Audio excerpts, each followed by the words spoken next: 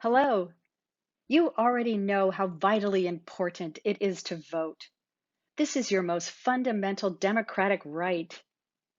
But do you know that today you can vote by mail from home?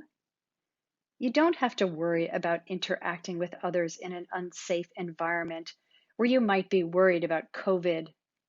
You can preserve your peace of mind by staying right where you are and completing your mail-in ballot from home.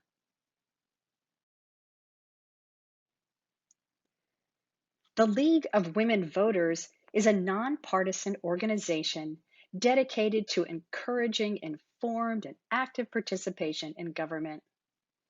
During these challenging times of COVID and social distancing, the League wants Collier County residents to vote safely, and we are urging all voters to request a vote-by-mail ballot. So let's get started.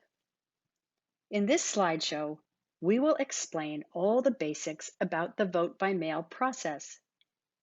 We will explain how to determine if you are eligible to vote by mail, how to acquire a vote-by-mail ballot, how to complete your ballot, how to mail in or otherwise submit your ballot, and how to track your ballot after you've submitted it.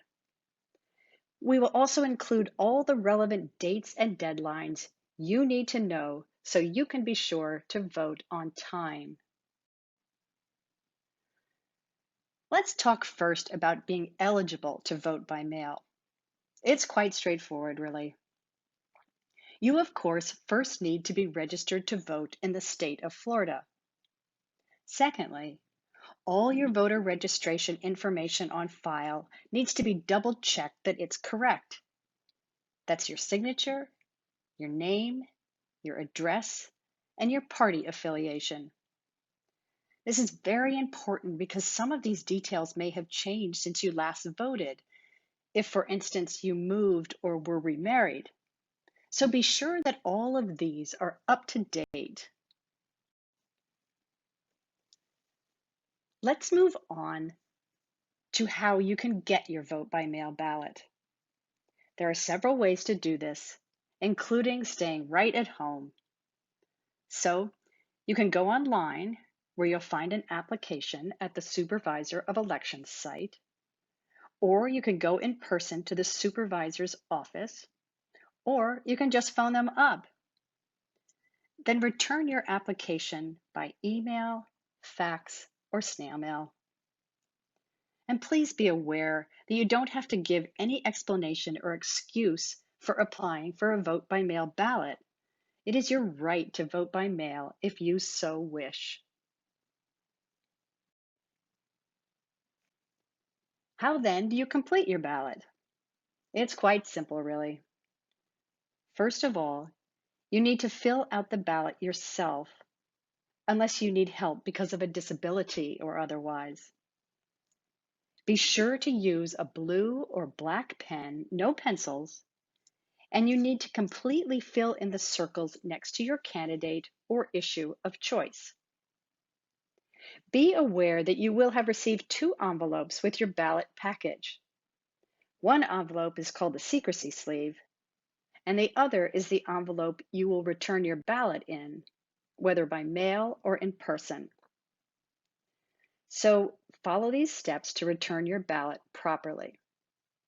First, you need to complete the ballot. Second, put it into your Secrecy sleeve. And third, tuck the Secrecy sleeve inside your return envelope. It sounds a little complicated, but it's not. It's all about protecting your privacy, which is so essential. And you absolutely must sign the outside of the return envelope where indicated. To illustrate this, here you can see photos of the return envelope and the Secrecy sleeve that you will receive with your ballot package. The left photo shows the front of the return envelope that you will return your ballot in. The middle photo shows the back of that return envelope. You can see both the line at the top where you should print your name and the red box at the bottom where you should write your signature in order to be sure that your vote is valid. The green document on the right is the secrecy sleeve that you will put your ballot inside of before you slide the whole thing into your return envelope. Then seal and sign. To repeat, and we can't stress this enough, you must sign the outside of your return envelope for your ballot to be valid. Remember that your signature must reasonably match the original signature you have on file. Check with the Supervisor of Elections office if you have any concerns about this. And be aware that powers of attorney are not accepted. We don't want to overload you with information, but there are a couple more things you should double check before sending off your ballot, some of which we've already touched on. You don't need to vote on every candidate or question. Just vote for the individuals you're backing and feel free to leave the rest of the ballot empty if you don't have an opinion. Remember that you'll have 3 envelopes, the one your ballot arrives in, the secrecy sleeve, and the return envelope. If you make a mistake or damage your ballot, it's really fine. Just phone the Supervisor of Elections to request another ballot. No problem. So you finally reached the point of submitting your completed ballot. It wasn't that bad, right? Follow the steps we've described above about using your secrecy sleeve and return envelope. Then, if you mail it in, put the postage on your completed ballot package. If you change your mind and decide not to go to the polls after all, just bring your vote-by-mail ballot along with you so the polling workers can cancel that. And then you can carry on with voting in person. We've also included some information here in case you are uncomfortable about sending in your ballot with your personal information written on the outside of the return envelope. You can always put the whole completed and signed package into your own envelope and mail it back that way. You did it! Well done! Now, if you want to follow up and double check that your ballot made it, you can go online and track it. Go to the Supervisor of Elections site to the section about voting by mail.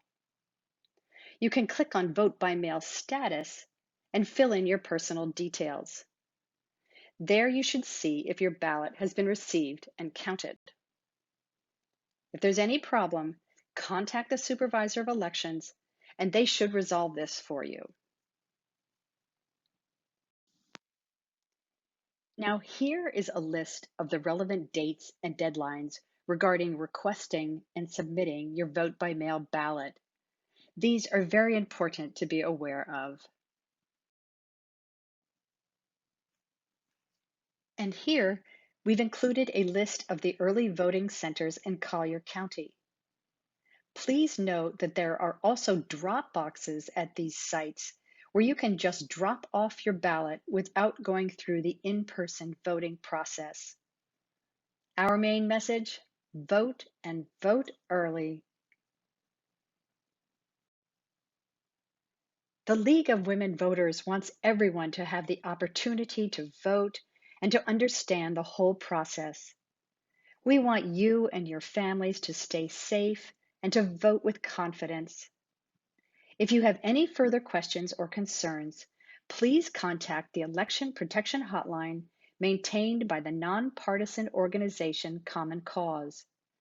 They have very knowledgeable and informed volunteers ready to respond to your needs. You can see the phone numbers here.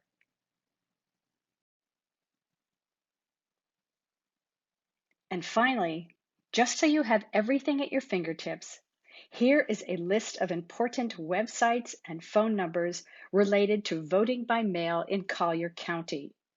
These should answer all of your questions. Thank you for your time. Vote and vote early.